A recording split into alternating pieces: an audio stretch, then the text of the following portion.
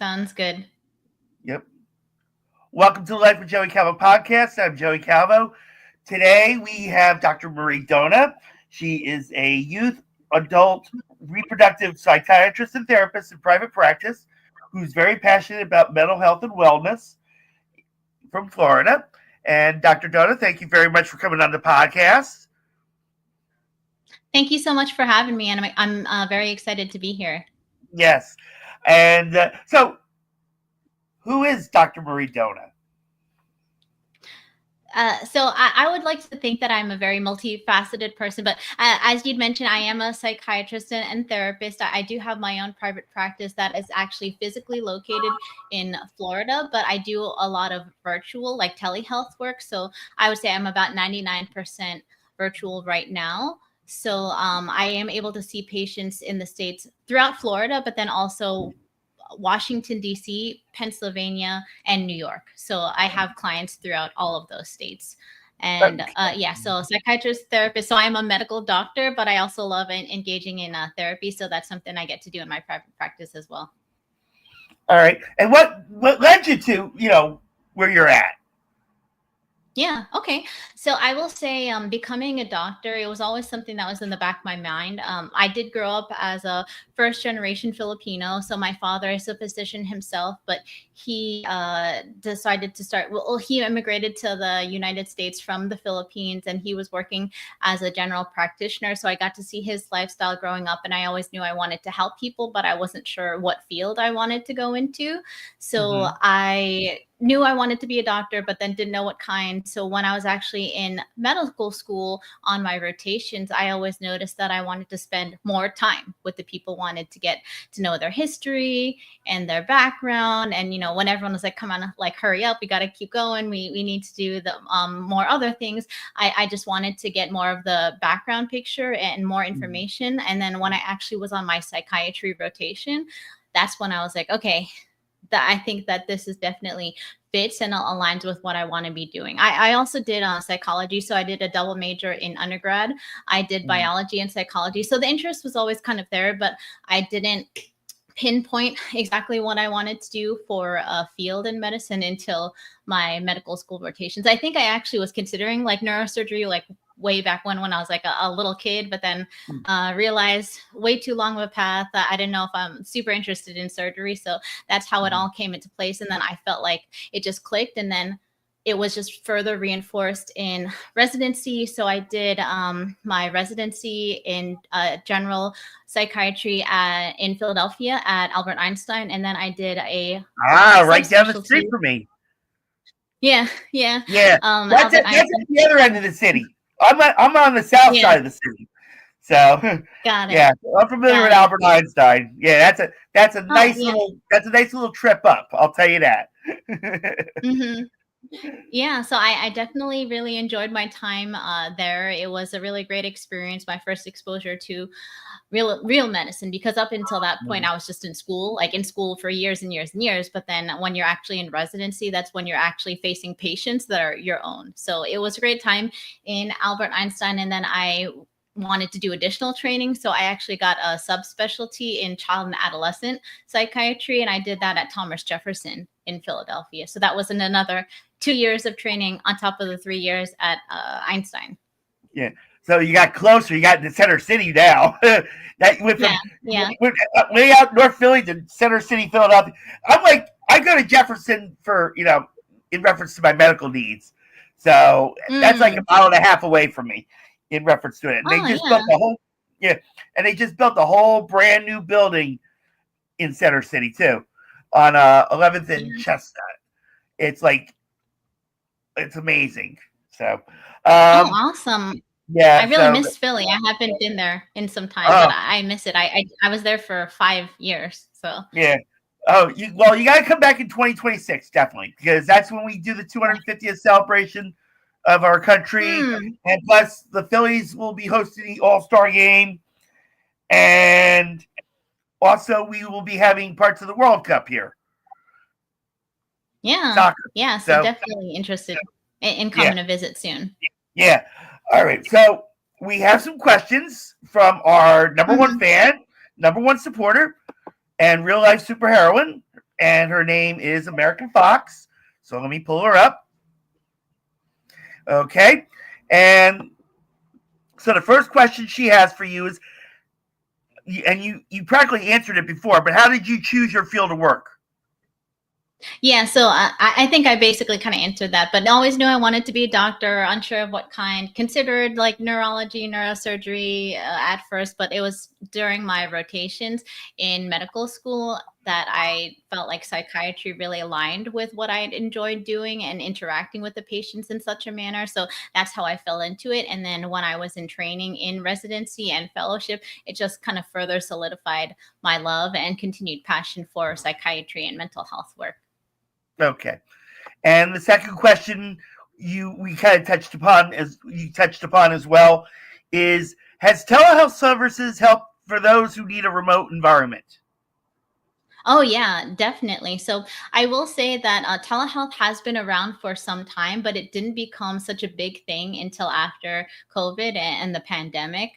Just because while it was available, most people didn't really have that option available, but it's blown up since the pandemic. And I will say it's definitely increased accessibility to care just because there can be so many barriers when it's leading to care, especially mental health. And this could be related to various factors like geographic barriers, because I know that sometimes there's not always going to be a psychiatrist in the nearby vicinity. Maybe in Philly, there'll be a little bit more, but like in the city, but in more urban, in more rural places, or more remote places, there might not be as many psychiatrists, and especially child psychiatrists, because there's even fewer of those. So it's just expanded care to specialists such as myself in psychiatry. And then also in general, it's just more convenient and is flexible for scheduling. So a lot of times there will be time when people have to travel, like when they have to go back and forth, or if they have to miss work, those types of things. But then with telehealth, people don't necessarily have to miss work or have to drive. They can just jump on the call during their lunch break and then kind of get everything done,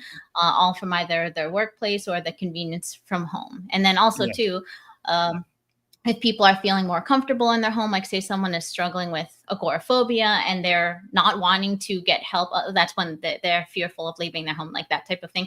If they're not going to get care at all because of that, because you'd be able to see them in the privacy of their home, that's where they could at least get services started and then maybe expand upon there for trying to help them deal with the issues that they're dealing with specifically, like fear, leaving the house, etc. So yeah, it's just opened the doors in so many ways for accessibility and convenience and allowing for continuity as well too, just because it is so much easier when you are meeting remotely, so you don't have to miss too much work, because a lot of times it is consistency. Like you want to make sure if you're in therapy to see someone on a regular basis, but if you're always having to travel, if you're always having to miss work, that just makes it so much harder too. But yeah, with telehealth, that just all becomes a lot easier. Okay. And so you can check out American Fox on X at American Fox 4 or on Instagram at American Fox 12018. All right, let me get that off. And so in reference to the telehealth, I was going through that myself. I had seen a psychiatrist myself, and he actually turned around when I told him that I do a podcast. He literally said this. He said, "Your podcast is your therapy." And I said, "Really?" And then it kind of caught on. I was like, okay, so this is getting to be my therapy, and it starts to change things in me and makes me feel so good. But I was diagnosed with anxiety and depression back in 2009. So there are times I have a lot of mood swings. I could be happy as could be, but as soon as I walk out the door or I'm at work or something, I'm in this very depressed mood. I look at everybody and out like I'm just going through a divorce right now. So when I see a couple walking by, it upsets me because I miss the physical relationship. Or if I see a beautiful woman with long hair, I get upset because they wouldn't be, I would start telling myself they wouldn't have been interested in you, because of the way I look and everything, So I was throwing everything under the sun at me, and to the point where even American Fox was calling me negative Joey. So it was it's hard, but I kind of believe, and I'm thinking that this all happened with me is when I was in school because I was picked on and teased, and and didn't have many friends back then, and so like I was just a running joke until I got into high school. Then kind of some things kind of changed to the point now where those people that used to pick on me are now friends on my Facebook page. So it surprises me, but you still have and I still have people that quote unquote think they're doing the right thing for me, and they tell me what to do. Do you ever come across anybody that will literally say that to you? Say what exactly? Like in reference to like what I just said about when they're talking to you, either telehealth or in person, and they're saying their friends think they know what's good for them and kind of tell them what to do. Got it. Okay. Yeah. So, well, I mean, I think that's pretty normal. Like a lot of times when someone is having a concern, like saying they're depressed or anxious, a lot of times the natural human response or reaction is to want to try to help solve or fix that person's problem. But this is where, when you're telling friends and they think they might know kind of what the solution is, you might be coming from the perspective of, no, I just wanted to vent or to have someone have a listening ear, that type of thing. So I would say if, you're interacting with a friend and that's kind of what you're looking for, and they're like trying to come up with all these solutions and answers to your questions, and that's not really necessarily what you're wanting or needing right now, there's really nothing wrong with being upfront and telling them, hey, I appreciate what you're telling me, but right now I just want to vent, or I just want to kind of get this off my chest and have it be that. I don't think there's anything wrong with being upfront with how you're feeling with your friends, because these are supposed to be people who care about you, who are actually trying to help you out, Yeah. Yeah. Well, I got to the point where I was like super pissed off on it. And I was like, I'd rather tell myself what to do than, because like I said, the way I took it is like, you're telling me what to do with my life when like you're telling me I can't run my life. That's how I was looking at it at the time. So, and so they mainly have backed off since then. So, now in reference to, sorry. And so you, after attending school in Philly, and being the first generation Filipino American, you had some issues during that time because you mentioned in your bio about sharing empathy. Explain the empathy. Got it. Well, empathy is, being able to understand when people have gone through, when people are having specific feelings, emotions, sadness, depression, anxiety, etc., and being able to understand and almost kind of put yourself in those other people's shoes where they could be coming from. So I will say, as much as it could potentially be considered easy, having a physician father, my life wasn't always as easy. So again, he was an immigrant, a first generation Filipino, so Asian American. And I did grow up in a predominantly Caucasian area, like pretty wealthy suburban area. So I would say not necessarily kind of bullying, but there weren't many other people who necessarily kind of looked like me or had a similar culture as me. But then also what did happen is that I had several tragic life events. So when I was a teenager, like still in high school, my father had some issues with his medical practice and actually lost his medical license. So he was no longer able to work as a physician anymore. So our financial situation went from being very comfortable and for him being very successful to having no money and us having to move in with family and finances actually becoming a big stressor for our family. So it was basically a complete 180 that I had to deal with as a teenager. And then a few years later, my mom actually passed away in a car accident unexpectedly while I was in college. So have had to deal with a ton of hardship in my life where I do think while these experiences have been difficult, they also have led me to where I am today, which is where I do consider myself very resilient and hardworking, just because of everything that I have had to go through. Okay.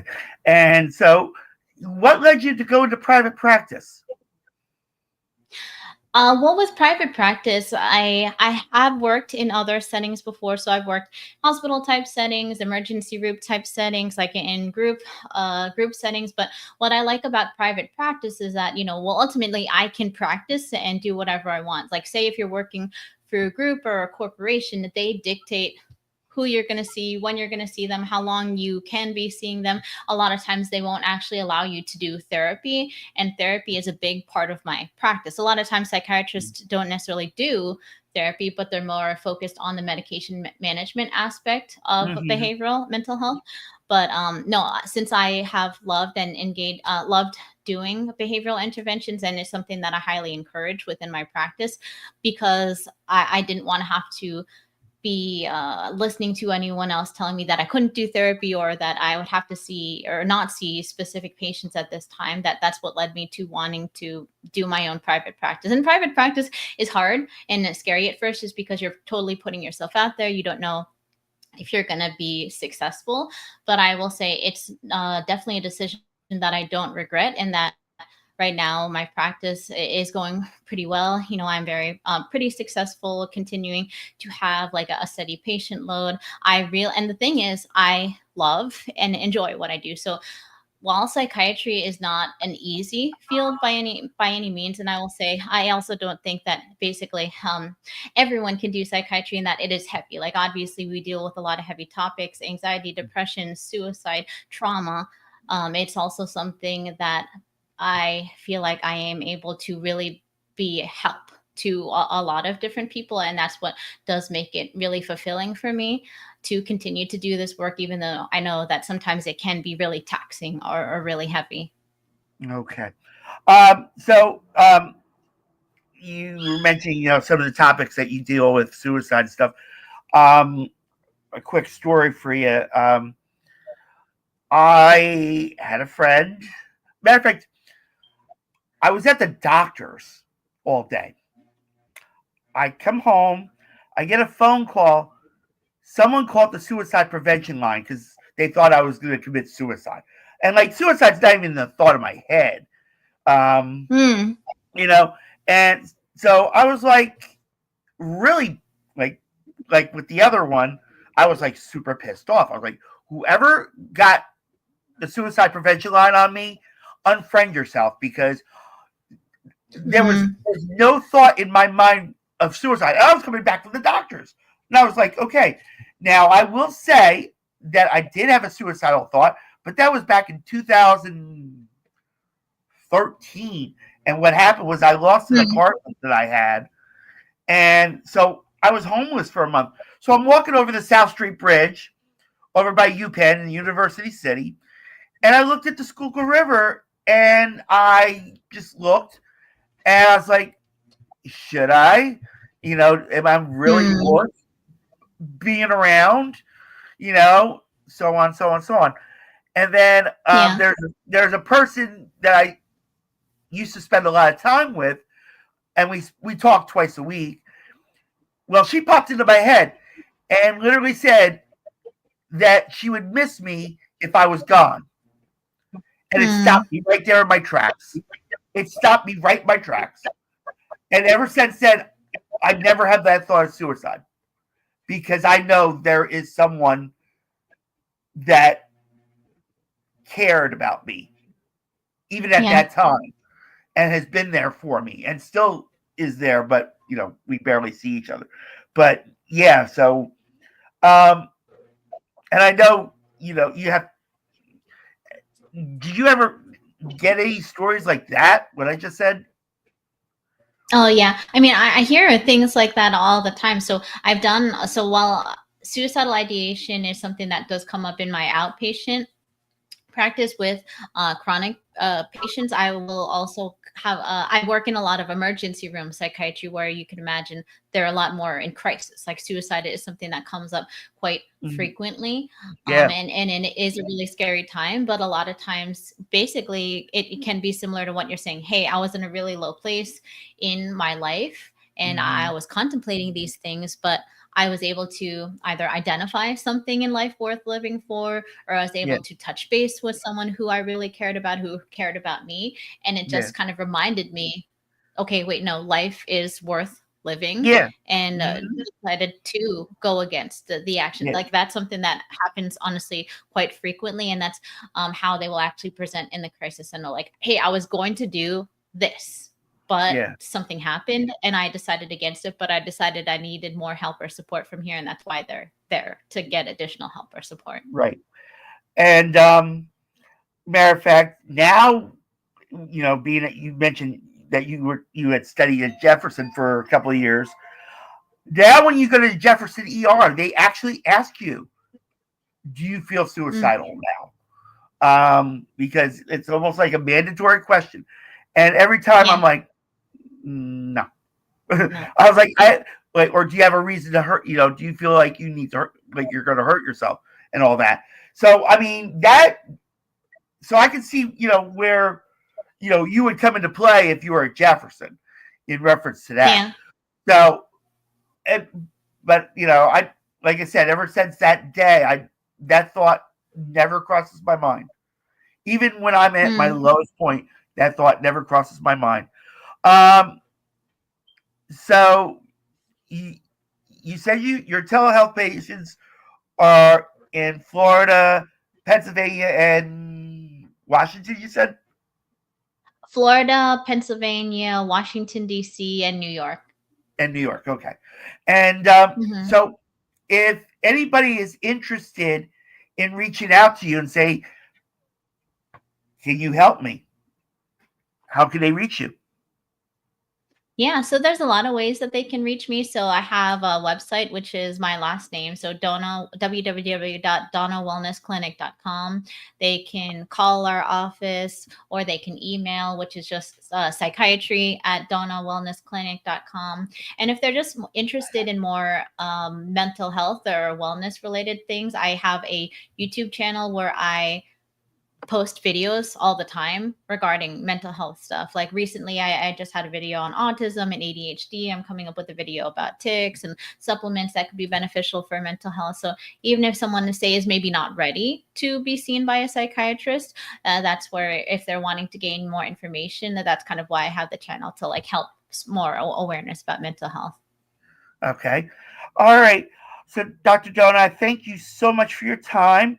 I tried to expand it as much as I could. I ran out of questions and stories. But I thank you so much for being a guest on the podcast. And anytime that you want to come on and promote more, just let me know. We'll be happy to squeeze you in. And for those people that are watching, thank you so much for watching the Life with Joey Calvo podcast on YouTube. My name is Joey Calvo. God bless you all. Thank you. You're welcome.